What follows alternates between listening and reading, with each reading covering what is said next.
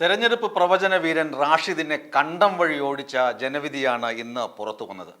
അയാൾ കഴിഞ്ഞ ദിവസം പ്രഖ്യാപിച്ചത് 3 സ്ഥലങ്ങളിലും, കേരളത്തിൽ ഉപതെരഞ്ഞെടുപ്പ് നടക്കുന്ന 3 സ്ഥലങ്ങളിലും UDF സ്ഥാനാർത്ഥികൾ വിജയിക്കും, പ്രത്യേകിച്ച് ചേലക്കരയിൽ രമ്യ ഹരിദാസ് വിജയിക്കും എന്നൊക്കെയായിരുന്നു റാഷിദിൻ്റെ പ്രവചനം.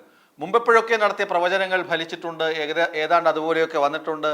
എങ്കിലും ഇത്തവണ റാഷിദിന് വമ്പൻ പിഴവ് സംഭവിച്ചു. കാരണം കേരളത്തിൻ്റെ മനസ്സ്, കേരള ജനതയുടെ മനസ്സ് തിരിച്ചറിയാൻ റാഷിദിന് കഴിയാതെ പോയി എന്ന് വേണം പറയാൻ. ലോക്സഭാ തെരഞ്ഞെടുപ്പിലും നരേന്ദ്രമോദിക്ക് ഒറ്റയ്ക്ക് ഭരിക്കാനുള്ള ഭൂരിപക്ഷം കിട്ടുമെന്ന് റാഷിദ് പ്രവചിച്ചിരുന്നു. ആ പ്രവചനവും 8 നിലയിൽ പൊട്ടിയിരുന്നു. റാഷിദ് കണ്ടം വഴി ഓടിയ കഥ നമുക്കൊന്ന് നോക്കാം. വയനാട് പ്രിയങ്ക ഗാന്ധി ജയിക്കുമെന്ന് പറഞ്ഞു. 3,80,000 വോട്ട് അവർക്ക് കിട്ടുമെന്നാണ് റാഷിദ് പ്രവചിച്ചിരുന്നത്. പക്ഷേ അതിനേക്കാൾ മുകളിലുള്ള പ്രതീക്ഷയിലാണ് UDF ക്യാമ്പും പ്രിയങ്കയും ഇപ്പോഴുള്ളത്. പ്രിയങ്ക വിജയിച്ചു. അത് വയനാട് UDFൻ്റെ സിറ്റിംഗ് സീറ്റാണ്. അവിടെ UDF വിജയിച്ചതിൽ വലിയ അതിശയമില്ല. പ്രിയങ്ക ഗാന്ധിയാണ് സ്ഥാനാർത്ഥി. ഈ ഒരു പ്രവചനത്തിൻ്റെ ഒന്നും യാതൊരു കാര്യവും ഉണ്ടായിരുന്നില്ല. വയനാട് പ്രിയങ്ക ഗാന്ധി വിജയിക്കുമെന്ന് പറയാൻ എല്ലാവർക്കും, കേരളത്തിലുള്ള ആബാലവൃദ്ധൻ ജനങ്ങൾക്കും അറിയാമായിരുന്നു. പ്രിയങ്കയ്ക്കൊപ്പം മത്സരിച്ച സ്ഥാനാർത്ഥികൾ പോലും അവിടെ കൃത്യമായ പ്രചരണം പോലും സംഘടിപ്പിച്ചിരുന്നില്ല മറ്റ് മുന്നണികൾ എന്ന് അറിയുമ്പോൾ തന്നെ അറിയാം പ്രിയങ്ക ഗാന്ധി അവിടെ വിജയിക്കുമെന്ന്. റാഷിദിന് ഒന്നാമത്തെ പിഴവ് സംഭവിച്ചത് അവിടെയുള്ള പൾസ് അളക്കാൻ കഴിയാതെ പോയതാണ്. പ്രിയങ്ക ജയിക്കുമെന്ന് കേരളം മുഴുവൻ പറയുമ്പോൾ പിന്നെന്തിനായിരുന്നു ആ പ്രവചനമെന്ന് റാഷിദ് ഒന്ന് ചിന്തിക്കണം, മനസ്സിരുത്തി ചിന്തിക്കുന്നത് നന്നായിരിക്കും. മറ്റൊന്ന്, ചേലക്കര കെ രാധാകൃഷ്ണൻ ചുവപ്പിച്ച മണ്ണാണ്. കെ രാധാകൃഷ്ണൻ്റെ കഠിനാധ്വാനമുണ്ട്. കെ രാധാകൃഷ്ണൻ എന്ന മാന്യനായ രാഷ്ട്രീയക്കാരൻ്റെ അധ്വാനവും വിയർപ്പും എല്ലാം അവിടെയാണുള്ളത്. അദ്ദേഹമാണ് ആ മണ്ണിനെ ചുവപ്പിച്ചെടുത്തത്. ആ ചുവപ്പ് ഇപ്പോഴും ചേലക്കരയിലുണ്ട്. അത് മനസ്സിലാക്കാതെയാണ് നിലവിലെ രാഷ്ട്രീയ സാഹചര്യത്തിൽ എന്താണ് സംഭവിച്ചത്? രമ്യ ഹരിദാസ് 5 കൊല്ലം MP ആയിരുന്നപ്പോൾ നാട്ടുകാർക്ക് വേണ്ടി എന്താണ് ചെയ്തത്?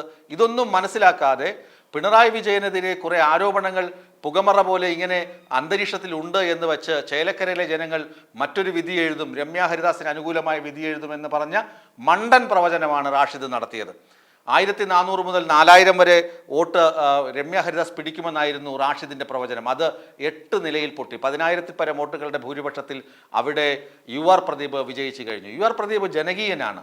കെ രാധാകൃഷ്ണൻ്റെ പിൻഗാമിയായി വരാൻ ഏറ്റവും യോഗ്യനായ സ്ഥാനാർത്ഥിയാണ് UR പ്രദീപ്. അതുകൊണ്ട് തന്നെയാണ് ജനങ്ങൾ UR പ്രദീപിന് വോട്ട് ചെയ്തതും അദ്ദേഹത്തിൽ വിശ്വാസമർപ്പിക്കുന്നതും. രമ്യ ഹരിദാസിൽ വിശ്വാസമർപ്പിച്ചാൽ യാതൊന്നും ലഭിക്കുകയില്ല എന്ന് കൃത്യമായി ജനത്തിനറിയാം. അവിടെയും റാഷിദിൻ്റെ പ്രവചനം ശരിക്കു പറഞ്ഞാൽ 8 നിലയിൽ പൊട്ടുകയാണ് ചെയ്തത്. ഇനി പാലക്കാടൻ മണ്ണിൻ്റെ പ്രത്യേകത അറിയാം. പാലക്കാട് 3 തവണയായിട്ട് ഷാഫി പറമ്പിൽ വിജയിക്കുന്ന സ്ഥലമാണത്.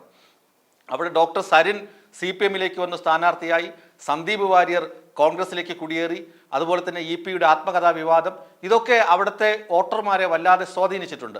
അപ്പോഴൊക്കെയും കരുതിയിരുന്നത് പാലക്കാട് മുനിസിപ്പാലിറ്റിയിൽ BJPക്കുള്ള സ്വാധീനം അതുപോലെ തുടരുകയും മറ്റു മണ്ഡലങ്ങളിൽ നിന്ന് BJP കുറേ വോട്ടുകൾ നേടുകയും ചെയ്താൽ ഈ ശ്രീധരൻ പിടിച്ച അതേ വോട്ട് അല്ലെങ്കിൽ അതിനേക്കാൾ ഭൂരിപക്ഷത്തിൽ ശ്രീ കൃഷ്ണകുമാർ വിജയിക്കുമെന്നായിരുന്നു BJP ക്യാമ്പുകളുടെ പ്രതീക്ഷ. അവിടെ റാഷിദ് പറഞ്ഞത് വാസ്തവമാണ്. രാഹുൽ മാങ്കൂട്ടത്തിൽ വിജയിക്കും, അതിന് തർക്കമൊന്നുമില്ല. കാരണം അവിടെ ഷാഫി പറമ്പിലിൻ്റെ സ്വാധീനമുണ്ട്. അതുമാത്രമല്ല, രാഷ്ട്രീയ സാഹചര്യം മറ്റൊന്നാണ്. ഡോക്ടർ സരിൻ CPMലേക്ക് പോയപ്പോൾ തന്നെ കോൺഗ്രസ്സുകാർ വിധി എഴുതി സരിന് വോട്ട് ചെയ്യില്ല, അല്ലെങ്കിൽ നിഷ്പക്ഷരായ ആളുകൾ പറഞ്ഞു അദ്ദേഹം സ്ഥാനമോഹത്തിന് വേണ്ടിയാണ് പാർട്ടിയെ ഒറ്റുകൊടുത്ത് മറ്റൊരു പാർട്ടിയിൽ ചേർന്നതെന്ന് അവിടുത്തെ ജനങ്ങൾക്കറിയാം. അതുകൊണ്ട് തന്നെ സരിന് വോട്ട് കൊടുക്കില്ല എന്ന് നേരത്തെ തന്നെ അവർ തീരുമാനിച്ചിരുന്നു.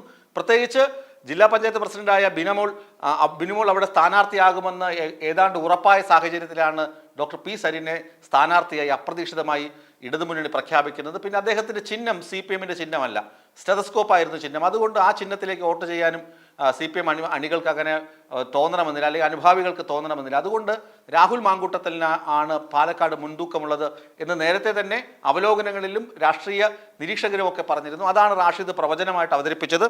പക്ഷേ ഇനി അറിയാനുള്ളത് ഒന്നേ ഉള്ളൂ. ഭൂരിപക്ഷത്തിന് 5,600 മുതൽ 9,100 വരെ വോട്ടുകൾക്ക് രാഹുൽ മാങ്കൂട്ടത്തിൽ വിജയിക്കുമെന്നാണ് റാഷിദിൻ്റെ പ്രവചനമായത്.